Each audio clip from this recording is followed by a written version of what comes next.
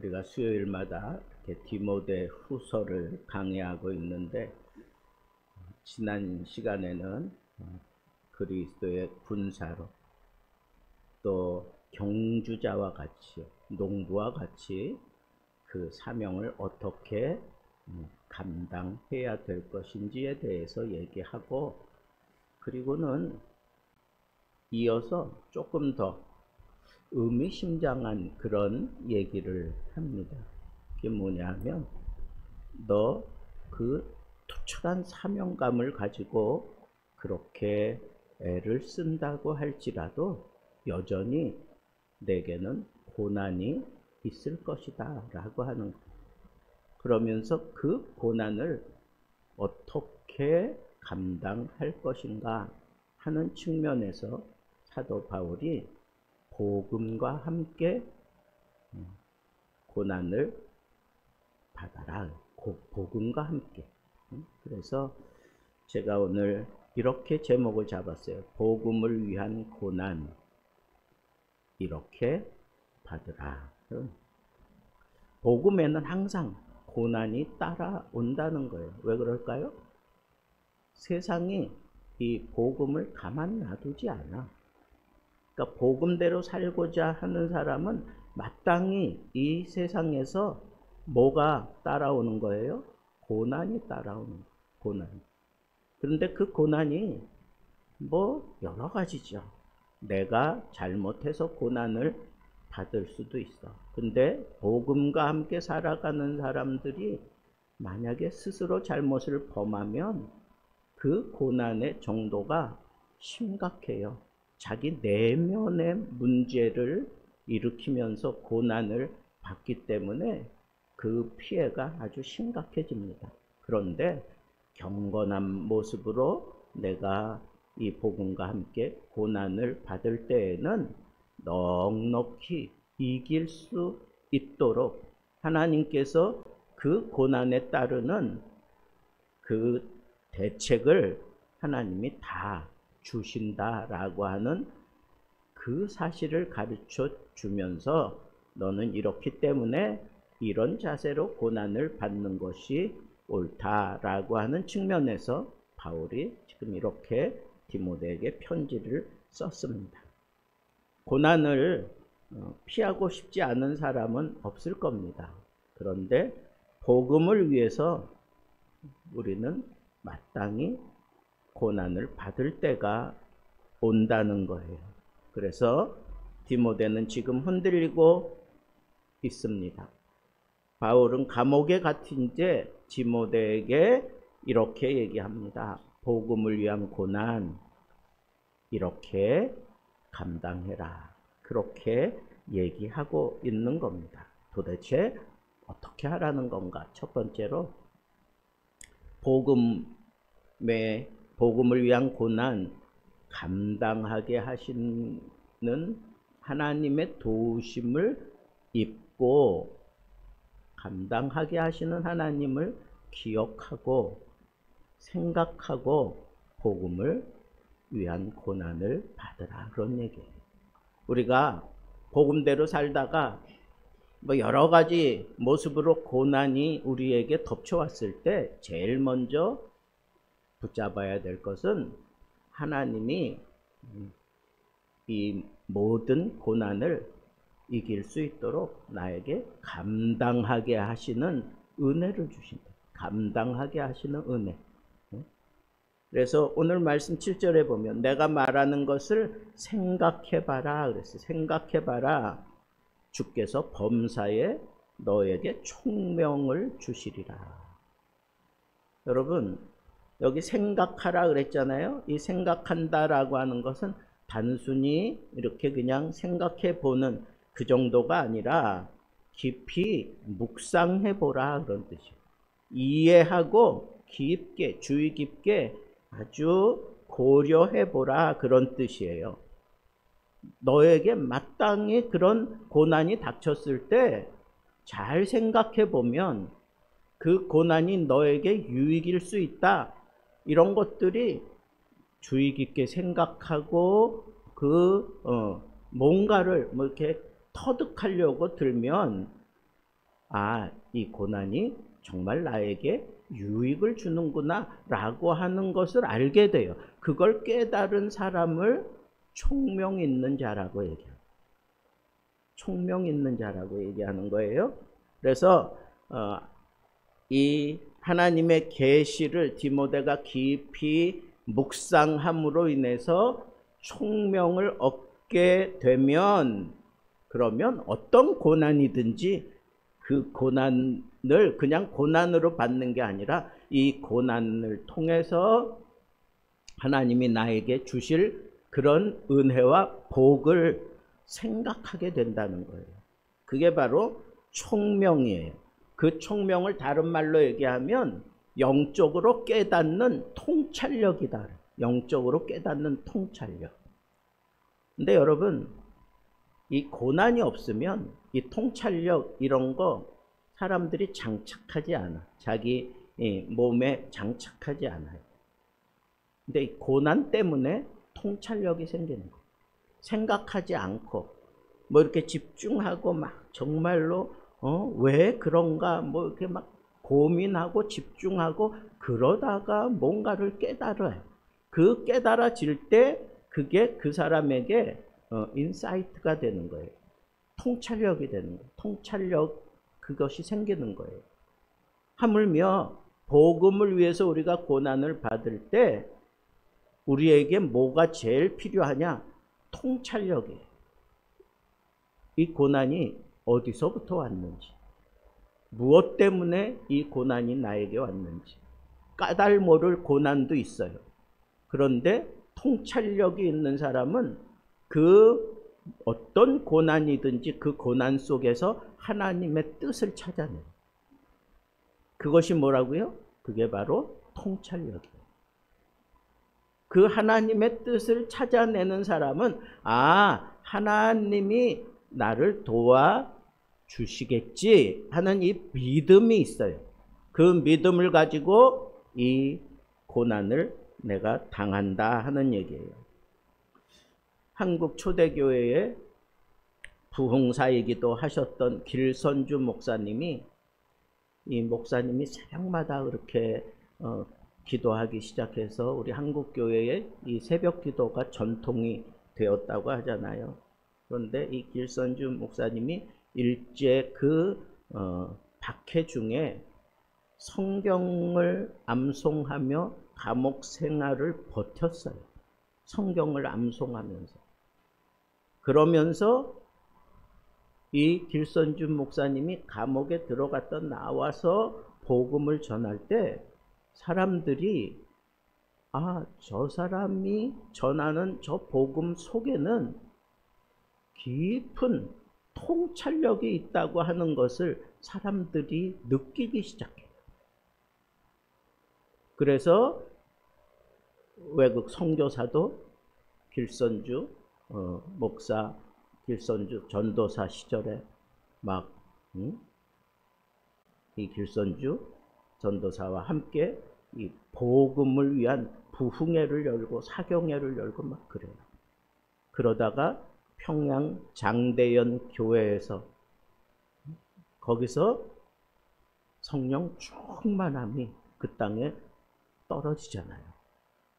그때 그 자리에 누가 있었어요? 길선주 전도사가 있어요.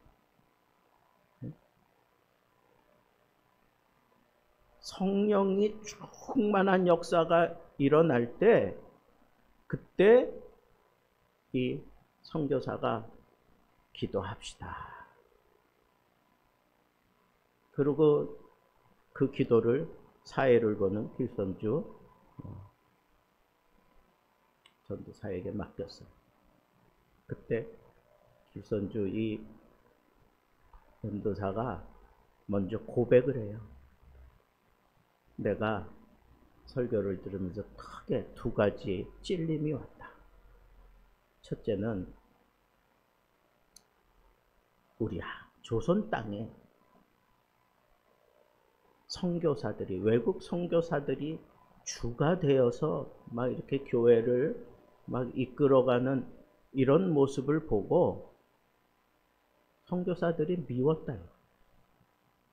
그 미워하는 마음을 내가 하나님 앞에 내려놓는다. 또 하나는 자기 아주 절친한 친구가 죽으면서 재산을 자기에게 맡겼어요. 그래서 그 미망인을 잘 보살펴 달라고. 근데 그걸 일부를 띄어먹었어요. 그래서 그걸 고백을 하는 거예요. 그걸 다 고백을 할 때 뒤에서 선교사가 이북 사투리로 아바지 그러면서 함께 공감한 거예요. 그 아바지 소리와 함께 누가 먼저라고 할 것 없이 거기 모인 모든 사람들이 막 통에 자복하는 역사가 일어났어요. 성령의 뜨거움이 그 장대현 교회를 완전히 뜨겁게 불타오르게 만드셨어요.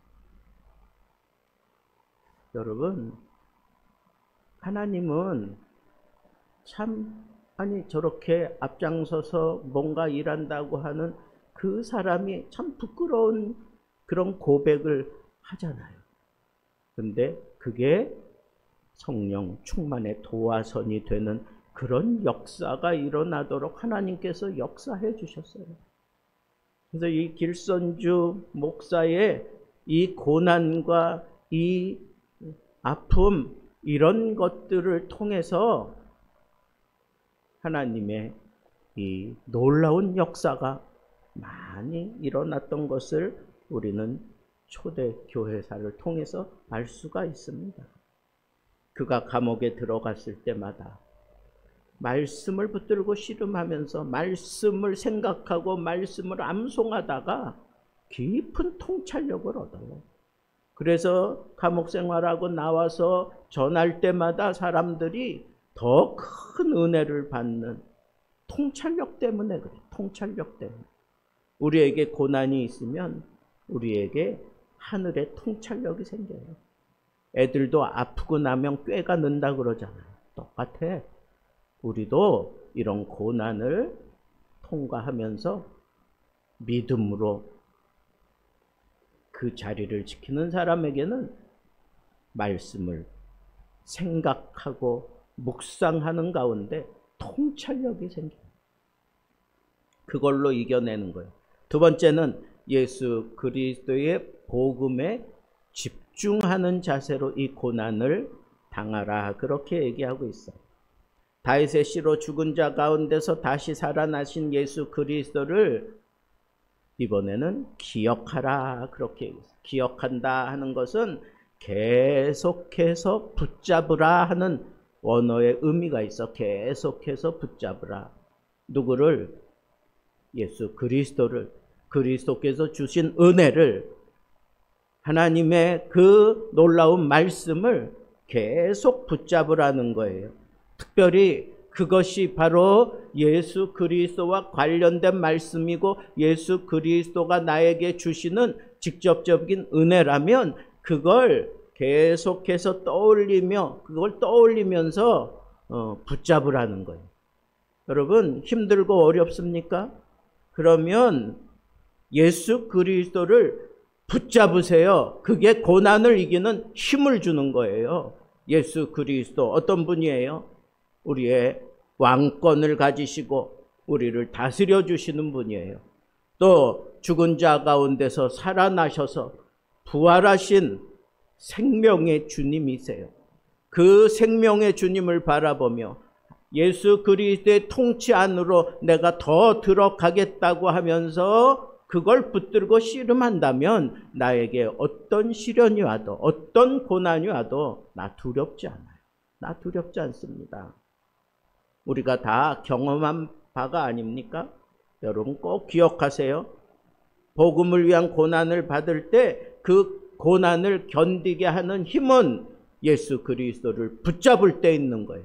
우리가 찬양한 것처럼 나 참 아무것도 아니고 피해 다니고 참 어떻게 해서든지 내가 참 저 밑바닥 거기서 그냥 별 볼품 없는데 우리 주님의 피 묻은 손이 피 묻은 손이 나를 다시 일으켜 세우고 나를 붙잡아 주시고 나에게 은혜 주신다고 하는 그런 찬양에 공감하면서 우리가 찬양하지 않았습니까? 세 번째로 우리가 이 고난과 함께 이 복음과 함께 이 고난을 어떻게 당할 것인가? 그것은 견디라는 거야. 견디라는 겁니다. 9절부터 10절에 보면 복음으로 말미암아 내가 죄인처럼 매이는 데까지 고난을 받았으나 매이는 데까지 고난을 받았다 하는 얘기는 여러분 바울은 지금 사실은 큰 잘못을 저지르지도 않았는데 마치 그 살인 죄목을 쓴 그런 죄인처럼 그런 반역자처럼 그런 죄수의 형편으로 감옥 생활을 하는 거예요. 평안하게 감옥 생활한 게 아니에요. 그러니까 매이는 데까지라고 하는 그러니까 그런 죄수 취급을 당하는 그런 자리에까지 내가 처해졌다는 거예요. 그런데 바울은 그걸 견딘다는 거야. 뭘 위해서? 복음을 위해서. 나는 이렇게 묶일지라도 나에게 은혜 주신 이 복음은, 이 말씀은 절대로 매이지 않는다. 그렇게 얘기를 했어요. 세상 사람들이 나를 죄인처럼 취급하며 나를 묶어놔도 나를 구원한 하나님의 은혜 그 말씀은 절대로 나처럼 이렇게 묶여있지 않는다는 거예요. 나를 통해서라 아니면 주변의 사람들을 통해서라도 이 복음이 흘러가고야 말 것이다. 그러니까 끝까지 견뎌라 이거예요. 그게 고난을 이기는 길이다라고 얘기하고 있습니다. 선교사 가운데 잊을 수 없는 선교사는 짐 엘리엇이잖아요. 에콰도르 원주민 선교 하러 갔다가 그는 사회의 엘리트였어요. 엘리트 중에 엘리트였어. 근데 39살의 나이로 거기서 순교를 합니다. 근데 그가 아주 중요한 몇 구절 남겨줄 가운데 남겨놓은 것 같은데 이런 말씀을 우리가 잘 알고 있어요. 영원을 위해서, 영원을 위해서 잃지 않은 것을 얻기 위해서, 그러니까 영원을 우리가 꽉 붙들기 위해서 이 세상 것을 저버리는 자는 결코 어리석지 않다. 여러분, 우리도 이 선교의 문이 열렸을 때 이런 자세를 가지고 뛰어들 수 있어야 되는데 어떤 사람이 이렇게 뛰어드느냐? 복음을 위한 고난 끝까지 견뎌낸 사람이 간다는 거예요. 끝까지 견뎌낸 사람이. 마지막으로 네 번째 11절부터 13절에 보니까 복음을 위한 고난 어떻게 받아야 되나? 신실하신 하나님을 믿고 고난을 감당하라. 그렇게 얘기하고 있습니다. 신실하신 하나님. 그러면서 이렇게 얘기했어요. 함께 죽으면 함께 살 것이고 견디면 함께 왕노릇하게 될 것이다. 그러나 부인하면 그도 우리를 부인하실 것이고 불신하면 그는 신실하시니 자기를 부인하지 않을 것이다. 무슨 얘기예요? 여러분, 신실하신 하나님을 믿으라는 거예요. 신실하신 하나님. 오 신실하신 주, 오 신실하신 주. 한 번도 나를 실망시키지 않으신 그 하나님. 신실하신, 미쁘신 하나님. 신실하다는 표현이에요. 거짓이 없다는 그런 표현입니다. 신실하신 하나님이 우리를 붙들어 주신다고 하는 이 사실을 여러분들이 믿고 행동하라는 것.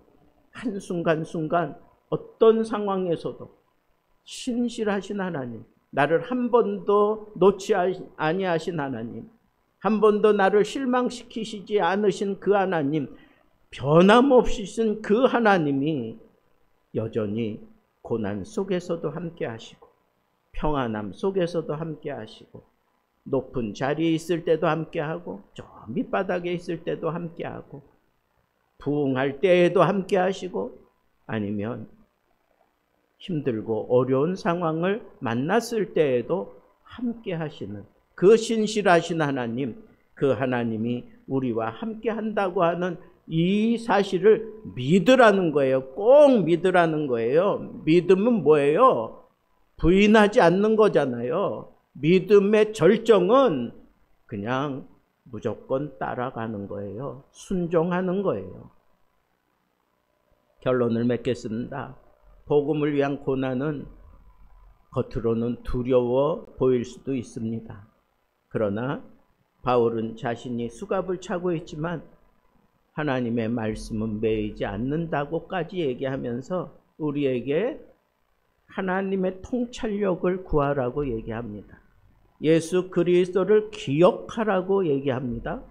복음을 위해서 견디라고 얘기합니다. 신실하신 하나님을 믿으라고 얘기합니다. 여러분, 우리도 이 신실하신 하나님 꽉 붙들고 이 세상 사는 동안 고난이 닥쳐올 때마다 고난아 내게 오너라, 얼마든지 내가 상대해 주겠다라고 하는 그런 멋진, 그런 훌륭한 믿음의 사람들 되기를 우리 주님의 이름으로 축복합니다.